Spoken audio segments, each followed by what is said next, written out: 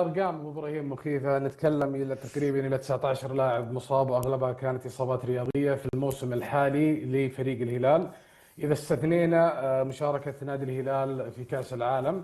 ارقام مثيره للقلق. الان نتكلم وحنا في ظهورنا على الحلقه عندنا 6 اصابات، الغالبيه منها 4 منها عضليه، وهنا تعطي علامات استفهام كثير على هل هي بسبب المدرسه الايطاليه واسلوب تمرين انزاجي، لان المتعارف عليه في المدرسه التدريبيه الايطاليه وخصوصا القديمه هي احمال بدنيه مرتفعه خلال وقت قصير، تمارين عاليه الشده، تكرار كبير للجري بدون كوره، جلسات تدريبيه طويله مع فترات راحه محدوده، واستخدام بكثره الحجم التمرين العالي من ناحيه الحديد او تمارين المقاومه. فهذا اشعار مخيف جدا. نتكلم عن 19 اصابه او 19 لاعب مصاب خلال بدايه الموسم. هذا احنا استثنينا مشاركة نادي الهلال والإصابات التي حدثت فيه في كأس العالم للأندية. نونيز قبل شهر ونص تقريبا حللت بعض الأرقام له خلال إصابته الأولى.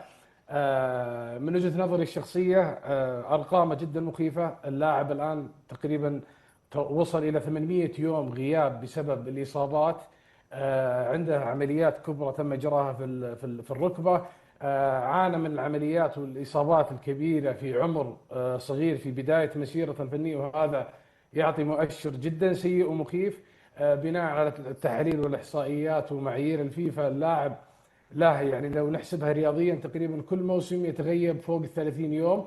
وهنا نقدر نقول ان اللاعب يطلق عليه ويصح ان يطلق عليه اللاعب الزجاجي. نعم اللاعب نونيز مميز مهاري احترافي، شفنا ابداعه ممكن مع الهلال اكثر مما كان مع ليفربول والافرقه السابقه.